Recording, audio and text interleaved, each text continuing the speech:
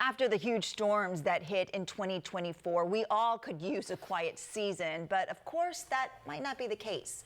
The mental, physical, and financial effects are still being felt from Helene and Milton, not to mention the rebuilding is still happening for so many.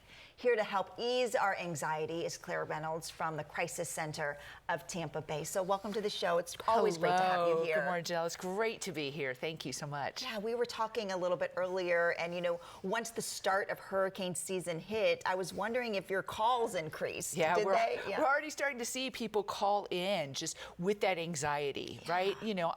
I'm a Floridian, born and raised, 55 years. Right. And I've never experienced a hurricane season like we did last year. And so I think for many people, they're starting to be triggered already. Like, oh my goodness, it could be as bad as last year. And I'm really feeling anxious. Yeah, and I'm assuming people who kind of felt anxiety during the storms kind of are remembering that anxiety, and then it comes up again because here we are getting ready to start another season. Absolutely. It's traumatic what everybody in our Tampa Bay area experienced. Whether you had a direct impact or not, what you experienced was absolutely real. So when we talk about triggers, it can be things like, hearing that a storm is coming. It could be just these afternoon thunderstorms that we have may cause you to have a just unusual anxiety. And that's probably related to what you experienced last season. Yeah. Okay. So you have some tips for us, but what are some things that you can do? One, it seems obvious, be prepared. Absolutely. Right? Make sure that you've got as much prepared as possible, because where is that anxiety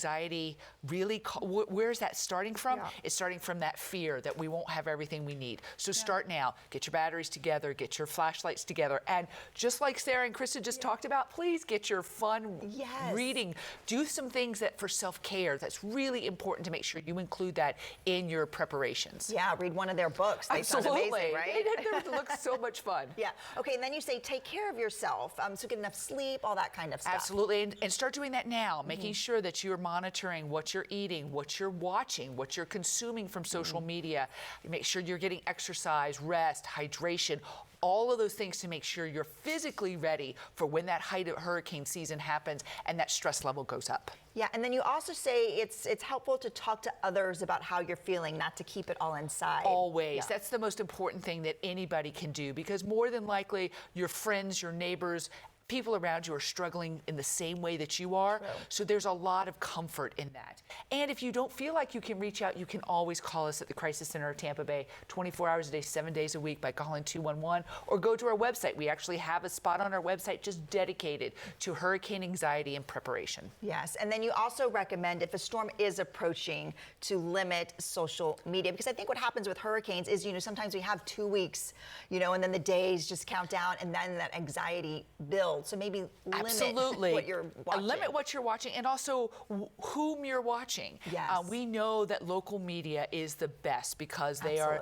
the most up to date, and they're not going to sensationalize, which we certainly see when we watch maybe some other news programs or other types of social media. So stay local, create yourself a schedule, stick to that schedule, and again, try to be prepared.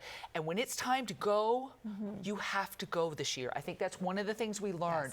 Is that you don't want to be home if that storm surge comes in, if that wind gets up. Please make sure that you're taking care of yourself and be ready to go. Right, and that's all comes into that be prepared, have a plan. Absolutely. Right? And then follow that plan. Follow the plan, which many of us don't do. You're but right. hopefully this year for 2025, we'll all follow our plans. Yes, we've all learned our lesson. I hope so. Okay, and then if you do need to talk to someone to call, there's no one to talk to, you can call. Always call us. Crisis Resource Hotline at 211. 211. You can call us 24 hours a day, 7 days a week, even during a hurricane. Our staff are there. They hunker down. They actually live at the Crisis Center during a storm. So we are there and available for you at any time. And that's important because I think some people are like, well, I don't want to call. I don't really know what I'm going to say. Sometimes it's just hearing someone on the other end. Absolutely. And I want everybody to know there's no issue too big or too little.